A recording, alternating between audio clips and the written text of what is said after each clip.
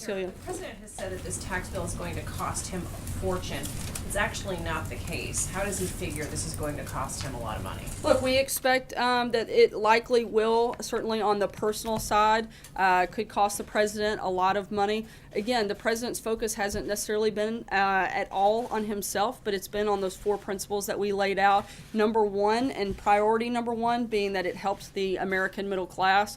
We know that this bill does that, and that's one of the biggest reasons that the president has supported it, been engaged, and will look forward to signing it hopefully in the coming days. But he thinks the benefit from pass-through deductions, top rate tax reduction, estate tax exemption is doubled. He's going to make money on that. Look, again, this is a tax plan that we hope benefits all Americans primarily, and priority number one is middle class Americans. That has been this administration's focus. We feel like that is certainly addressed and been prioritized in this legislation, and we're going to be very excited to sign it hopefully in the coming days. Matthew? Thanks a lot, Sarah. You ticked off a number of accomplishments that you see the president has made in this first year in office. Why are his approval ratings mired in the mid to upper 30s despite those accomplishments? I think oftentimes because while the president and this administration has been very focused on how we can better help the American people, I think oftentimes the media is focused on other things, certainly not talking about the growing economy, certainly not talking about the crushing of ISIS, not talking about the creation of jobs. If you look at the amount of time that is spent on negative coverage of this president, 90% of the coverage is negative about this president when, as you just said, I listed off a number of things that have been pretty historic in nature in this first year. And if people were focused a lot more on those things in the media, I think that his numbers would be a lot higher. We anticipate that they're going to go up as more and more of these things continue to happen, and particularly as more and more people start to feel the impact of the booming economy, the tax cuts that will take place later tonight and go into effect in the first part of February. I think those are all things that are going to help boom our numbers. Taxes, but because of the top you mentioned, forgotten men and women, I wanted to ask about Puerto Rico. It's been more than 3 months since the hurricane hit. Would the president still give himself right now a 10 out of 10 for the federal government's response? Look, the federal government has continued to be engaged. In fact, the Secretary of Homeland Security and the Secretary of HUD are in Puerto Rico today, further engaging in this process, continuing to be partners with the leadership on the ground in Puerto Rico at the state and local level. We've given every time we could from the federal level, and we're going to continue working with them until they're fully restored. The president feels he's doing everything he can. Still a 10.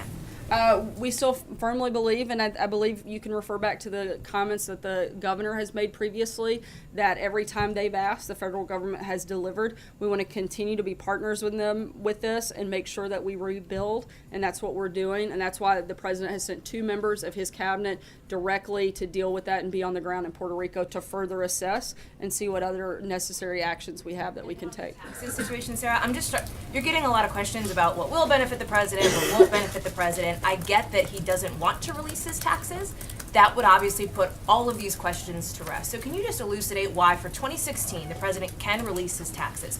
Why won't he do that and put all of these questions away, back up what you're saying, prove that what you're saying is correct? That's the way to do it. As we've said many times before, the president's taxes are still under audit. And until that is completed, then we wouldn't move forward on putting his taxes out. I'm asking the why part of it, Sarah, and I don't mean to belabor it, but I understand that the president wants to wait until after the audit. I don't think I'm it's that asking complicated. why. As long as they're under audit, he's not going to release his taxes. His taxes are under audit, so he's not going to release those taxes. John? These questions direct, he doesn't worry about that. I think we've addressed this a number of times. I'm not sure why answering it another time will make the answer any different. John? Sarah, the new national security strategy specifically calls out Russia for using subversive tactics to interfere with the affairs of other countries. Why didn't the president use that kind of aggressive language in his speech yesterday? Look, the president has weighed in on Russia and his feelings on that a number of times.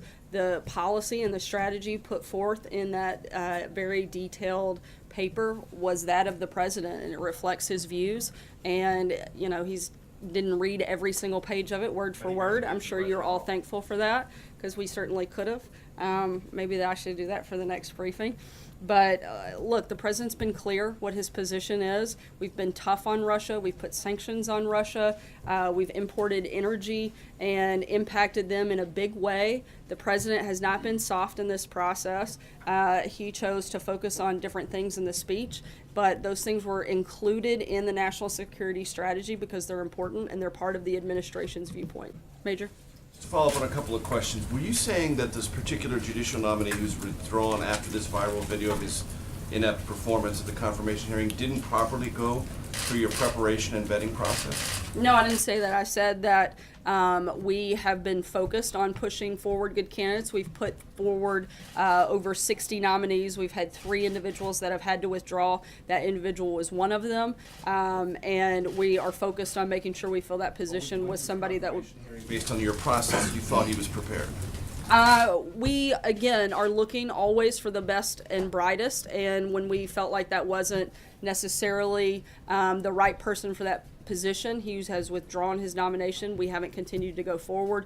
That is pretty standard in most administrations. In fact, every administration prior to us has had to withdraw nominees. We've had to withdraw 3 out of 60. Look, I think a lot of people are focused on just those 3 and not at the overwhelming number. The president has had his nominees confirmed at a historic pace on that effort, and many of them with bipartisan support, including the 12 members of the Circuit Court and the Supreme Court Justice. It's a serious question. You don't disagree with what she said about the personal benefits that will accrue to the president based on provisions in the tax cut bill?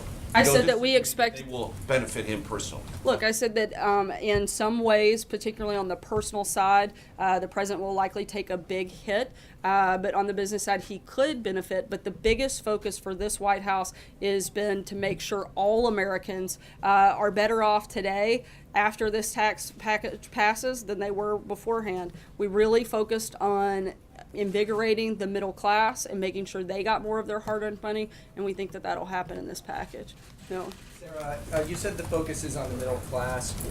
Why was one of the last provisions put in lowering the top bracket, and did the president support that, and why did he, if he did not support it, why did he not insist that that not be added at the end? Look, some of the back and forth, we respected the process. A lot of that took place in the House and Senate.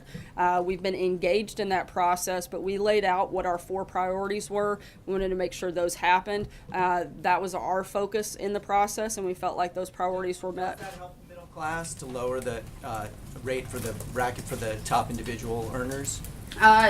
Some economists think that it does, and I'd be happy to refer you to some of them that it would give you a very deep dive and get into a very wonky conversation on it. A lot of people think that that does impact and can help the middle class, and be happy to set you up with those folks later. Peter? Sarah, what do you say to the millions of Americans who could and likely will end up paying more because the individual mandate is repealed in this tax plan?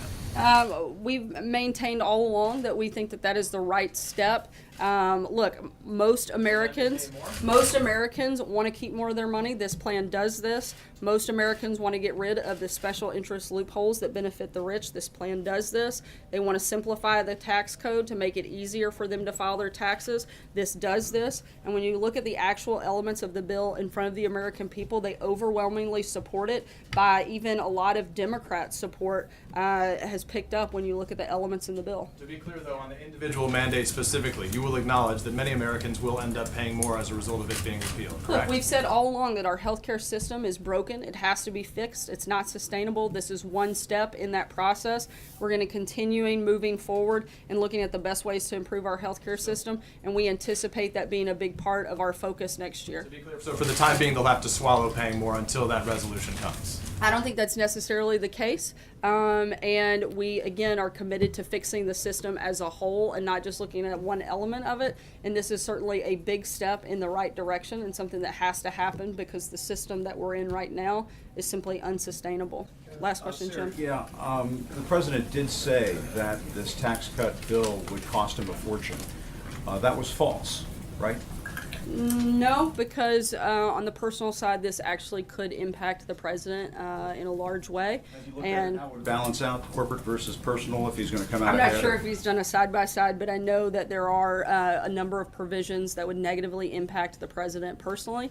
And so we contend that those comments are still very consistent. However, like I've said, our focus has been on the middle class, and that is what we think is delivered in this tax package, and we very much look forward to seeing it passed later today and signed at a bill date is- soon, and we'll be yeah. sure to keep you guys posted on that. Thanks so so much, unpopular? guys.